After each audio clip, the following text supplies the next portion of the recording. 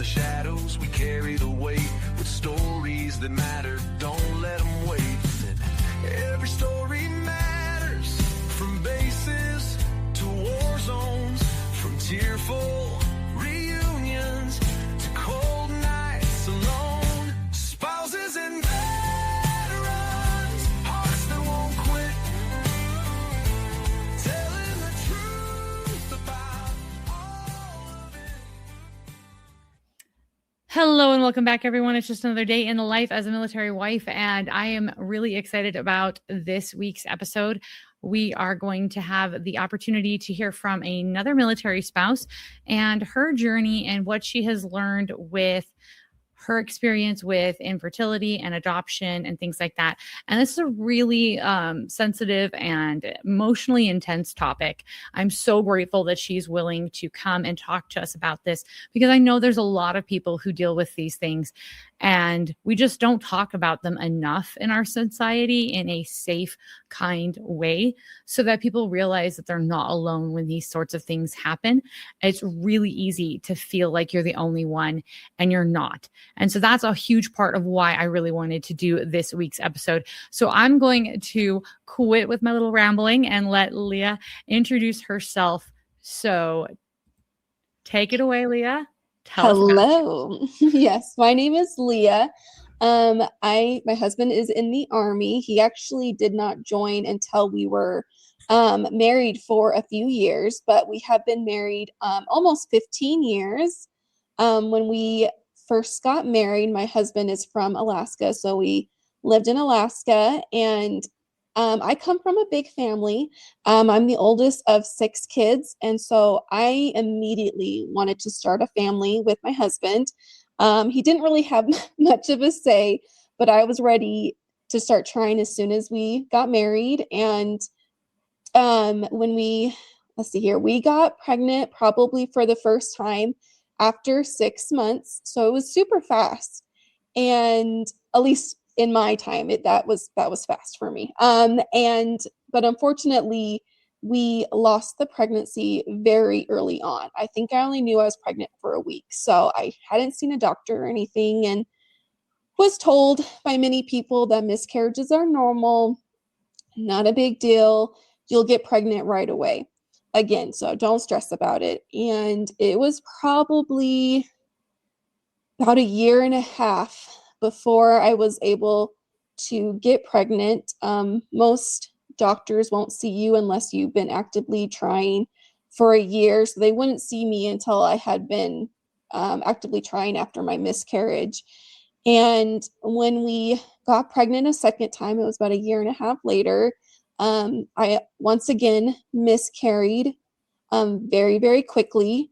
And I remember going to a doctor and them telling me that we don't do any type of testing until you have 3 miscarriages, which is super unfortunate. I don't think that's right. And I don't know if there has been any changes for that.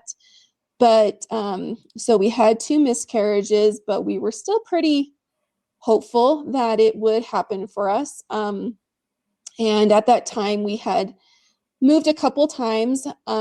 So we were currently living in Utah, and because of the 2 miscarriages, I luckily was seeing an OBGYN because I was getting pregnant, but I was losing them very quickly. But it also kind of took me a little bit to get pregnant again. It wasn't super fast. And I remember, thankfully, because I was seeing a doctor, when I got pregnant the 3rd time, they were watching me very carefully.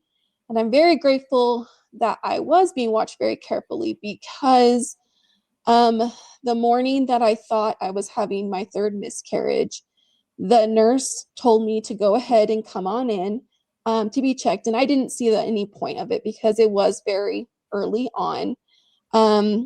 But this miscarriage was a little bit different because there was a lot of pain that came with it. When I was in the waiting room, I was in a lot of excruciating pain, and found out that it was an ectopic pregnancy. Oh my.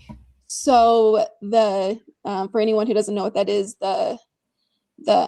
baby had implanted on my right fallopian tube, and it got to the point where my tube had burst. Oh, So, no. yeah. Thankfully, my OBGYN was right next to a hospital. So they had me immediately go to the ER, and I had to have emergency surgery, and I ended up losing my right fallopian tube. Oh, So my. that one was definitely very traumatizing and hard because you don't have a lot of time to comprehend what's going on. And the recovery for that was hard, was very, very, very hard. And I'm just grateful I had an amazing husband who helped and supported me during all of that. And so after that, we took a break, understandably so, to let my body heal. And during probably, I think it was actually shortly after, because that is when he decided to join, and he actually started with the National Guard in Utah. He did all of his basic training, AIT and stuff, and came home and realized that he actually wanted to do military full time and not just once a month on the weekends. So a year later, I think he was in for about a year, he transferred over to active duty in the Army, and we were stationed in South Korea. So that is kind of where my fertility journey kind of went, was when we first got to Korea. So I had, let's see here, it'd probably been maybe at least a couple years since that ectopic pregnancy.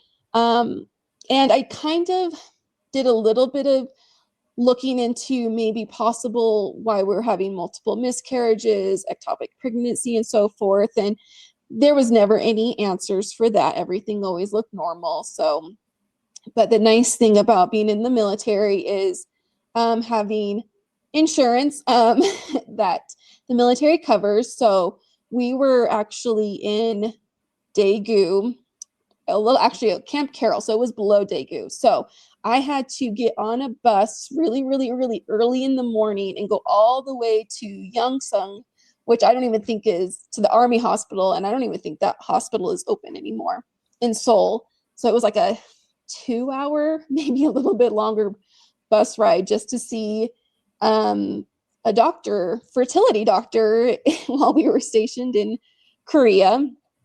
So that's kind of where that started. And that's, the military will pay kind of for if you're going to be taking any like meds, like Clomid, metformin, and then they will also do like, just kind of looking to see like the test to kind of see why you're having fertility issues. They will cover that.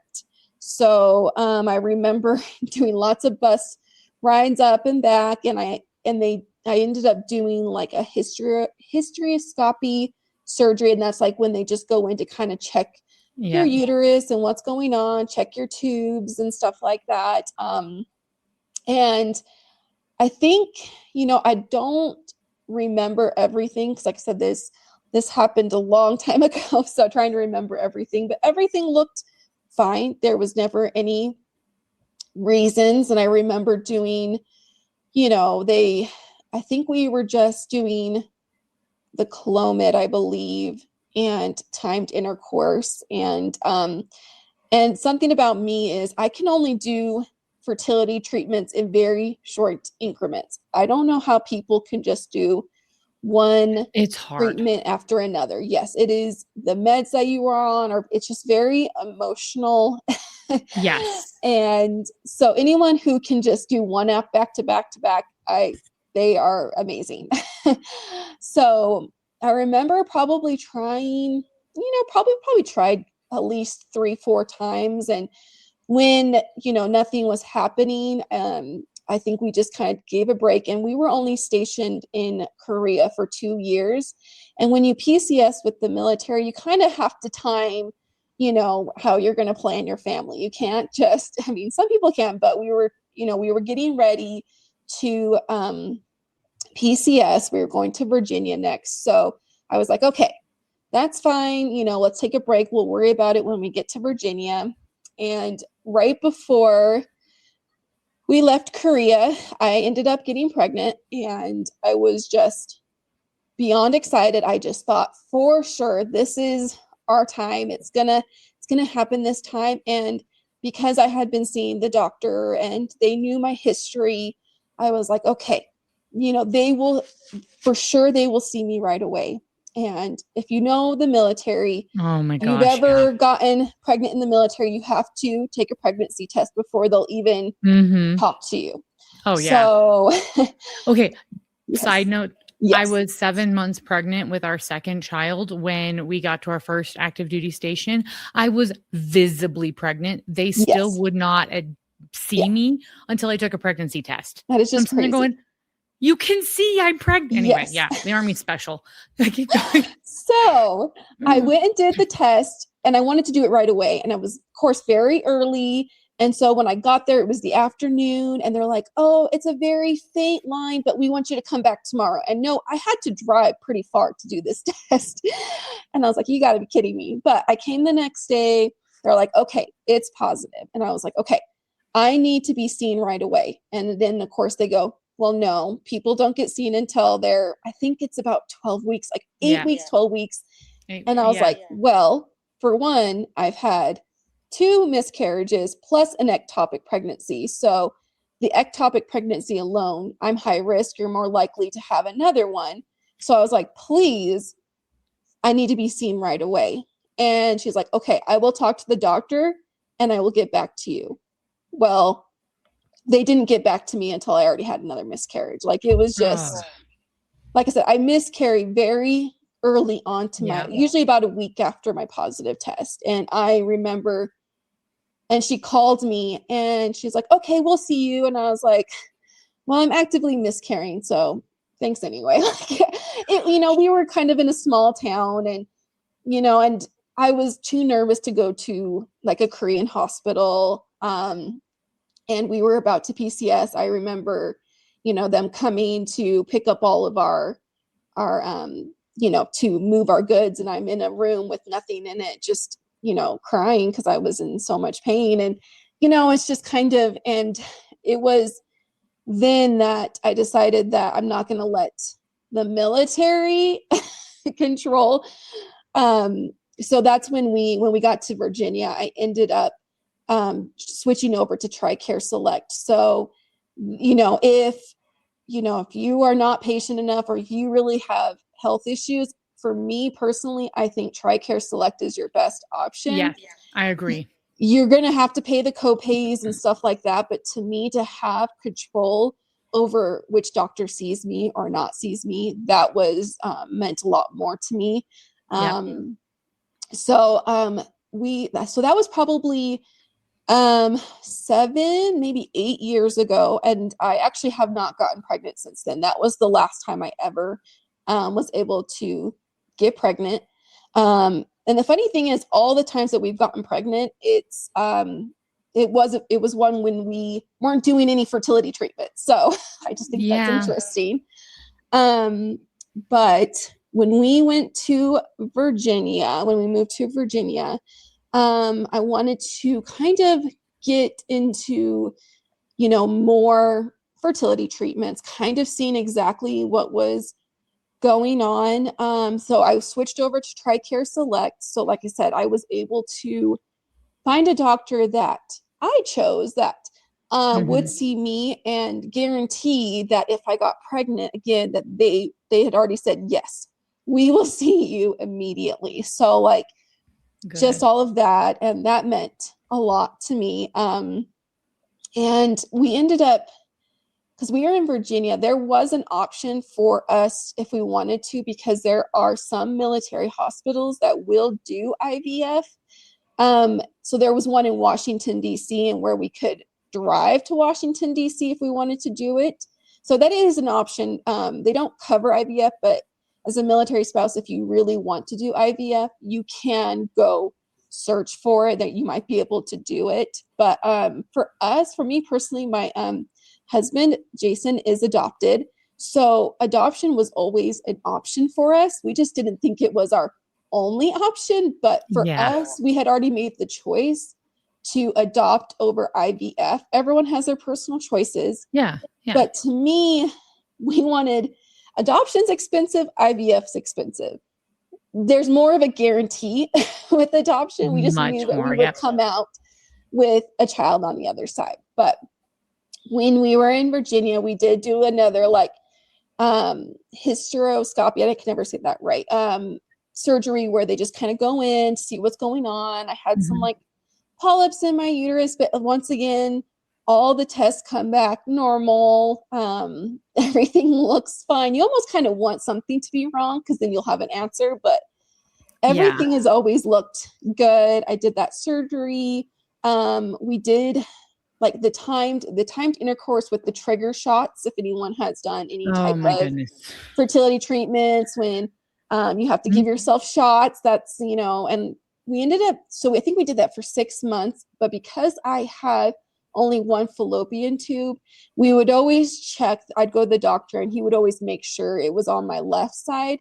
And they do say that even if you're missing a tube, your tube from the other side can grab the egg, but just to make it more of a higher chance, we always made sure it was on the left side. And I think we did that for 6 months. Like I said, we did the trigger shots. There was also I'm pretty sure there was other meds involved. I cannot remember. And that did not work. I think they wanted me to do that for 6 months and then go on to IUI. And the military, I believe it was it was $500 per try for IUI. I don't know if that's changed since then. But we did one round of IUI and that was $500. And I think COVID happened right after that point. So that's when everything got a little crazy. But when that didn't work, we took a break and we were once again kind of getting to that point where it was PCS season and stuff. So we just really had to sit down and think and pray, what do we want to do next? Because we were married 9 years at that point with the multiple losses. I was just so ready to be a mom. I wanted to start a family. And so we finally decided, do we do IUI again, or do we go forward with adoption? And we just felt very strongly about adoption, just especially emotionally. I just didn't know if I could do more treatments with no answers. So and if anybody is ever looking to adopt, especially in the military, you kind of do have to time it with when you PCS, because adoption can take 1 to 2 years, possibly longer. So when we knew we were going to be getting stationed in Hawaii, I immediately started looking up adoption agencies in Hawaii and contacted them before we even got there. And we did a FaceTime with the agency, and that was during COVID. And so they're like, oh, surprisingly, because of COVID, everybody wants to adopt. So we kind of got on a waiting list, which kind of surprised me that there would be a waiting list for adoption, but there was. And thank goodness when we got to Hawaii, during COVID, you had to quarantine in a hotel room for 10 days. Like, you could not leave that room for 10 days. And the agency said, we are ready to, if you are ready to adopt, fill out the paperwork. And I don't know if everyone knows the different types of adoptions, but you can either do it through an agency or you can go private. And private is when you pretty much just kind of put yourself out there on social media or whatnot to kind of get your name out there in hopes that a birth mom will reach out to you. Yeah. But unfortunately, it is cheaper, but unfortunately, there's just a lot of fraud out there. And that scared us. And we had been married almost 10 years. I was like, I want this to be fast. I don't want to put this out there and just wait and wait and wait. So for us personally, we were in our 30s. So we're kind of like, you know what, let's go through agency. And so I don't know if you want to know all the specifics of what you have to do for adoption. Yeah, it is a give us lot. some of the basics, things that will be pretty standard. So yeah, so I just remember getting lots of paperwork, just kind of, filling out all your information, because they're going to be doing background checks, fingerprints. They want to know kind of your history. They're going to want references. Thank goodness for the military, in the sense that I made a lot of friends along the way. So we had lots of friends to use as references for us, to say that we would be a good candidate to be parents. And they want to know like your financial records. Just kind of like I said, they're just going to be looking into everything pretty much. And then once you turn in the paperwork, you're going to be assigned a social worker. And the social worker will like visit your home, kind of get to know you. And this is always the weirdest thing for people, is they will ask you, do you want a boy or a girl, or if you have any type of specifications. And for us, we did not care. We didn't care, race, gender, none of that stuff. We just wanted to be. Because sometimes they'll even ask you if you won't, like, because there's a lot of special needs children. Yes. And they'll ask, like, are you willing to take a kid with special needs or a medical disability? And because I've got 2 adopted cousins who both have Down syndrome. Okay. And they were put up for adoption because their families didn't feel like they could provide adequate care. Yeah. And my aunt is specialized in taking care of special needs kids. So yeah, we've loved them. Oh yeah. And they just like, they ask you all the hard questions, and it is, you have to really sit down and you're like, okay, could we handle X, Y, and Z, or what do we want? And for us, it was just more of, we just wanted to be, a mom and a dad. Like, we wanted to start our family. So we were very open. We trusted God that he would put the right child into our care. And so we did all of that. And when we were to the point where they're like, okay, we're just waiting for all the, everything to come back, that you're good to go. And I was actually I worked for Navy Federal Credit Union. I had worked there in Virginia and transferred over to Hawaii. So I was working full time, just doing life, because we thought it would take a long time. And so we moved to Hawaii February 2021 and had all of our paperwork probably finished and background checks probably by mid-April. So we were like, okay, things are starting to kind of move forward. We talked to somebody. She's like, okay, I'm going to do a FaceTime with you, and we're going to talk about the next steps for adoption, like what you got to do next. And we're like, okay, sounds good. And she's like, oh, and by the way, would you be interested in a full Chinese baby? And I was like, oh, like, we're open to anything. And she's like, okay, I'll get back to you. And we didn't hear anything. So we're like, okay. She's like, she even said, like, don't get your hopes up. There was a birth mom came to talk to our agency, but we don't have anything more than that. So I was like, okay, that's totally fine. And I think that was on like a Wednesday. And I go to work Monday morning, and I'm helping a customer. And I noticed, because I have an Apple Watch, I noticed that I have this phone call from San Francisco. And I was like, oh, but I can't answer the phone. But I finished with the person, and it rang again. I was like, okay, messenger. I'm like, I'm going to the break room really quick. Ran and grabbed my phone before it hung up. Thank goodness. And it was the adoption agency. And they told us that a little girl was born the night before. And we actually fit the qualifications of the birth mom. And it's also funny because that we needed to make the decision of us wanting this baby. So I thought that was interesting, because I didn't think that they'd be like, oh, are you interested? You make the choice. I thought it was like, here's your only choice.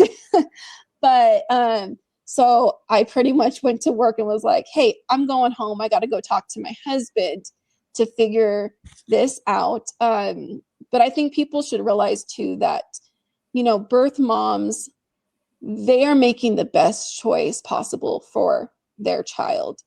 And to her at that time and that point in her life, to her, the only qualifications that she had was she wanted a couple that was in their 30s. She wanted somebody that was a little bit older. She wanted that her daughter would be not the only child, but the first child in the family. She wanted Caucasian. I think that's, she wanted a couple that was white, even though her daughter was Chinese, full Chinese. And because our daughter was born in California, she wanted a couple that was out of the state because she was worried that there'd be a run-in, I guess. She didn't want anybody to, yes, because I guess she had a lot of family. There's a big Asian population in California. So we happened to fit all the requirements. And so, I got home, talked to my husband, and the agency told us all the things because it was going to be a little bit of a trickier adoption. It took actually 18 months to finalize our adoption because of some things that were a little bit tricky, which is I would say kind of on the longer scale to finalize an adoption. But we just felt good. We took a red eye that night and on our way. And then also it's funny because we were very, very lucky that we were very new to this unit in Hawaii. Yeah. And we were very lucky that his unit was so understanding because they had no idea that we were adopting. They're like, why didn't you tell us? And he's like, I was waiting for everything to be like, okay, you're ready to go. Now you're waiting for a child. We didn't even get to that point. He's like, I'm so sorry. But so if you are adopted in the military, I definitely, because it can happen fast. So if your husband's in the military, talk to their unit as soon as you start, just to give them a heads up so they can prepare for it. But we were so lucky that his unit was like, yes, go pick up your baby. So we jumped on a red eye to San Francisco and we picked her up. She was only with a foster family for one night. She was only 3 days old, but we picked up our daughter and so I brought her back to Hawaii. I'm trying to think. So to give more people more information about adoption, every state is going to be a little bit different, but the agency we worked with was based in San Francisco, but they had like a little hub in Hawaii. So we pretty much had to go to California. And before we could leave California, you have to get approval from California and the state that you're in that it's okay that you come back with your child. So we were in California for about 2 weeks. So you kind of have to anticipate that you're going to be either Airbnb or hotel living for a little bit until you're able to go home. But I think we hadn't bought any baby stuff. And I think when you struggle with infertility and even when you do the adoption process, part of you tries to tell yourself not to get your hopes up and to not prepare. But I think part of you just kind of needs to just let yourself prepare a little bit, because we were running to Target the night before, grabbing diaper bags, grabbing a stroller, a car seat. We absolutely had nothing. But we were able to, finalize the adoption while we were in Hawaii. She wasn't born in Hawaii, but we call her our little Hawaii baby because she spent her first 3 years in Hawaii until we PCS'd again. And she's 4 years old now. We're almost coming up on 15 years of marriage, and she'll be 5 years old. So she was born right before our 10-year anniversary. So we call her our little anniversary baby, because that was the best gift and present ever, was getting her, because I felt like we did have to wait a little bit. Yeah. That's, I don't know if you can think of any other questions for adoption. Sorry, clearing my throat for a second there. I love a lot of the stuff you've brought up. Too often, I think people don't talk about these things. Everyone thinks that you just get that having a baby is easy, and having a baby is not easy. I've taken an entire class on it in college. It's not easy. It's far more complicated than everyone thinks. And the other thing is, like, infertility, just because no one in your family's had an issue with infertility doesn't mean you won't. And just because you have an issue with infertility doesn't mean someone else will. Every couple is unique. And also, I've had friends who were married and then divorced and couldn't have a kid in the first marriage and then did in the second marriage. Like, it's just, it's interesting. So standard, from what I learned in my class, standard operating procedure is that 90% of all couples should be able to conceive within 2 years of trying. Of the 5% that can't, it will take that 4% of that 5% about 5 years to conceive. And only 1% typically have significant infertility issues that will need medical intervention. But that was back in like 16 years ago. Unfortunately, since then, studies have come out showing that male infertility in worldwide has gone up significantly, massively. So oftentimes when infertility is happening, women, we immediately assume it's us because our reproductive systems are the more complicated one. And, the baby is inside us. So we just assume it's us. And it's not always, and this is my thing I want to let women know, have your husband get checked too. Because sometimes it's not you. It's him. And I have known individuals where this was the case. They tried for 10 years. They tried foster. They tried adopting. They tried all these different things. And it turned out it was the husband the whole time. And as soon as he got a very quick little outpatient procedure, they had a baby. So just never assume it's all your fault, people. First of all, it's not your fault ever. And second of all, it may not be your body. And the Army will pay for a man's sperm analysis. So be aware of that too. When you're doing all the testing, like I said, just don't think it is you. Your husband can be tested as well. And the military will cover that. So yes. And that's, I think that's something that gets overlooked sometimes. And then the other thing is, miscarriages are actually not uncommon. And so what they told you is actually still standard medical procedure because miscarriages are not uncommon. I have had multiple miscarriages and I do have children, but I've had multiple miscarriages in between having those children. I know of an individual who has 7 children and had 8 miscarriages.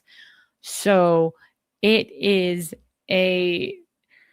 just because you're able to have kids doesn't mean you haven't had miscarriages. And just because you've had miscarriages doesn't mean you'll never have kids.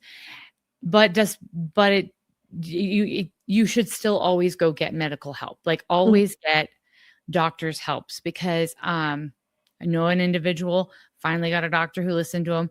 They put him on a medication and the moment they got pregnant, they got put on the medication. They were able to keep the pregnancy. And that made all the difference. I know. And unfortunately, I've never gotten to that point. Whenever, like I said, after the one, I was like, okay, I'm going to make sure I have doctors right away. But I just unfortunately have not been able to get pregnant in almost 8 years. So I think also that what came to my mind is when someone has a miscarriage, try not to tell them, well, at least you can get pregnant. Because I was told that a lot. And I still have not been able to conceive a child naturally. So we do have to kind of, watch what we say because it doesn't guarantee that they will get pregnant again. Yeah. And sometimes the best thing we can do is be curious instead of trying to have platitudes and like put a silver lining on everything. Just be like, that sounds really tough. How have you guys been handling it? What do you need? Asking questions instead of, trying to solve their problem. Yes. Because they know their problem better than you do. And every fertility journey is different. There's no two that are exactly alike. We have friends of ours, also military. They tried to have children for years and had to have medical assistance for every one of them. And unfortunately, the only procedure that worked for them was one that wasn't fully covered by the military. So they went into massive debt to be able to have 3 kids. Yeah. And they eventually had to just quit because they wanted more kids, but they couldn't afford it. Mhm. And then out of the clear blue, years and years and later, they just spontaneously had a child. Mhm. Sometimes that happens. And then there's issues like another family member of mine, married for 20 plus years, was never able to have a kid, period. So it is unique to everyone. And the best thing you can do is be curious and just love them. And sometimes saying nothing is the best thing.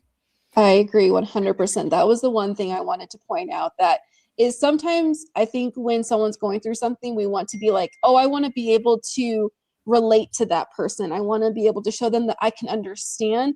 So telling them about your brother, sister's second cousin who got pregnant right after they adopted, those kind of stories, even though they're well-meaning, don't always help, because I don't know how many times people told me, oh, as soon as you adopt, you're going to get pregnant. And I really did get hopeful. I really thought that was God just wanted me to adopt once, and then he would bless me with children. And, our daughter's almost 5 years old. And so I think we just got to be careful what we say. And I think the best thing is to just listen and love them and just say, hey, if you ever need someone to talk to, I'm here to listen.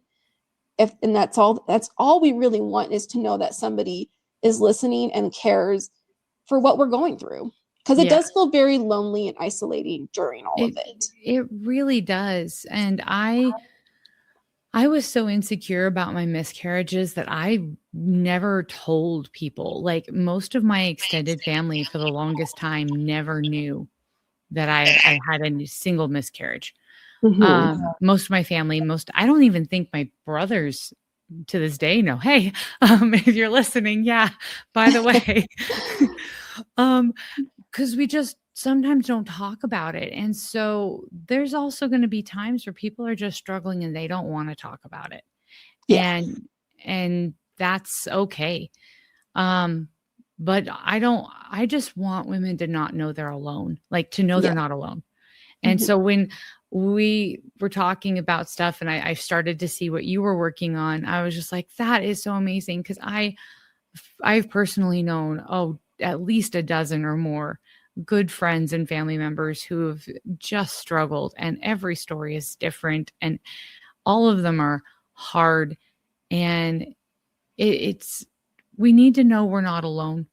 And for anybody who's not been through this, sometimes just give them a hug and keep your mouth quiet. Yeah, no, I agree.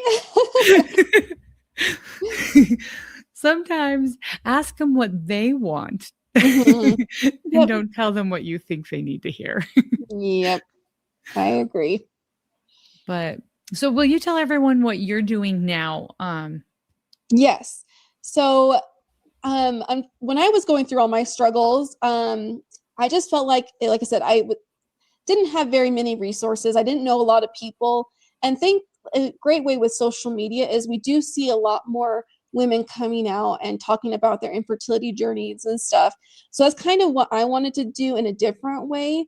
So I only have Instagram because I'm a millennial, but I started an Instagram page in the sense for the women that are more my age. I just I'll be turning 40 this year. So it's more of a, like, what about the women who went through the infertility journey and then now they may never conceive their own children, kind of what they're going through. So my page is very new, but I just wanted to build a community with military spouses. But it's my Instagram handle is Bake and Befriend.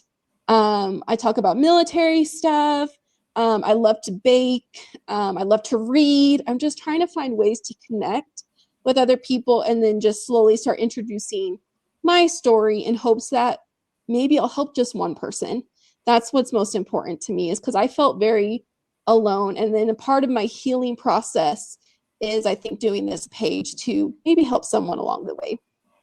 I think that is fabulous. I was so excited when I saw what you were doing because there really is a need for us as women to just reach out and support each other through this because it's so hard. And so many of us don't know who to talk to about it and don't know what to say.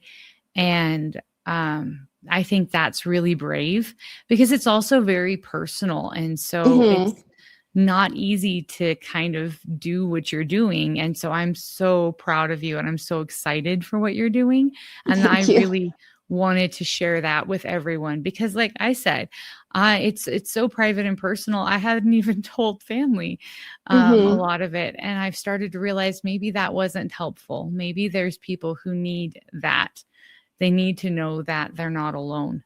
And so thank you for what you're doing. And this is actually just great for people in and out of the military because infertility is something that anyone can face regardless of that. And so thank you. Please make sure you send me the information for your Instagram so that I can get it in the description below. So anyone who's listening, look at the description box below so you can find that and connect and just share because it is a thing. And in the comments section below, if you're dealing with this, if you're looking for resources, please feel free to ask questions so that we can help each other out with this. I don't know everything. I know what I've been through, but Leah's a really great resource for other options. So please put any questions you have down in the comment section below and share this with anyone who you think it might help them out. It might just help them not feel alone, or they might be able to benefit from the information. So thank you so much for being able to share this. And I really hope that we can work on things and do stuff together going forward. But I'm really grateful for what you're doing. So thank you. Thank you. All right. So everybody, just please stay tuned. We're starting off the new year. There's a lot of things going on. Remember to like, subscribe, comment below. Let's click it and stick it to the algorithm because honestly, without you guys and your support and contributions, this won't get out there. We need to be a team, and I really appreciate all of the involvement from all of you listeners. And also share Leah's information out with people. Let's spread the word. Let's build these resources and this community. And as always, let's be the good that we want to see in the world. I'm your host, Sam Wolf, and you've been listening to Life of a Military Wife.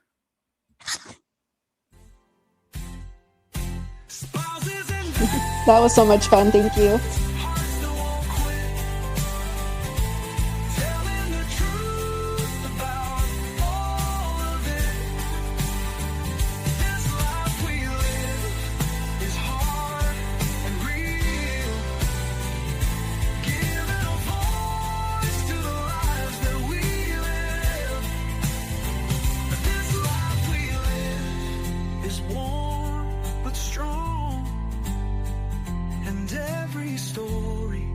Deserves its song.